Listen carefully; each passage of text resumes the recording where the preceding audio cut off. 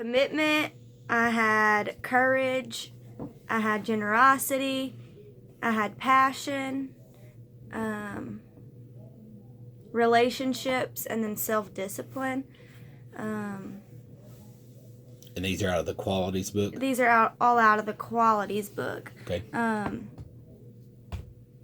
Commitment, it started out the book talking about Michelangelo and his career, and I thought that was really interesting because he started out as a sculptor, and that was his, that's what he wanted, that's what he was good at. He didn't want to do anything else. And then, of course, he was asked to paint the 12 apostles on the ceiling of the church, Vatican, whatever it's called.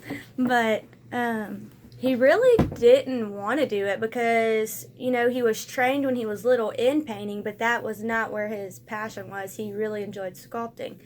But he decided that he would take this job on anyway, but instead of just painting the 12 apostles, he went all out and he painted I think it was 70 something people in this small dark corner.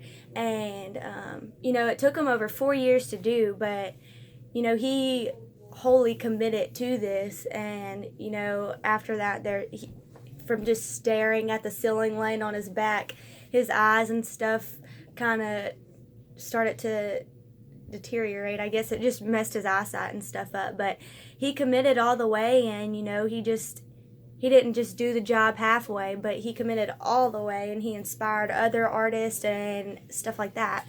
But I thought something at the end that they said no one will see this, and he said God will see it. So I thought that was really neat. I kind of talked about fleshing it out. That's the title. Okay. But it kind of started with commitment starts in the heart. If you can't really commit to something in your heart, then you're not really going to commit to it in the long run. And then commitment is tested by action. It takes more than just your words. You have to follow up, and you have to actually show what you're doing, and, the whole commitment part. Commitment opens doors for achievement. And again, that was kind of going back to Michelangelo because he inspired others and all the hard work he did. And then there were 4 types of achievers, which they so said. And sorry. There's cop-outs, which those are people who have no goals and do not commit. Holdouts, people who don't know if they can reach their goals, so they're afraid to commit. Dropouts, people who start toward a goal but quit when the going gets easy. And all-outs, people who set goals, commit to them, and pay the price for them. And basically it was just saying, if you commit to something, give it your all. Some of the key words were impact, committed, actions. My biblical connection, which might be typical, but Jesus on the cross, because he was wholeheartedly committed, and if he would not have been committed like that, he would have never went through with it.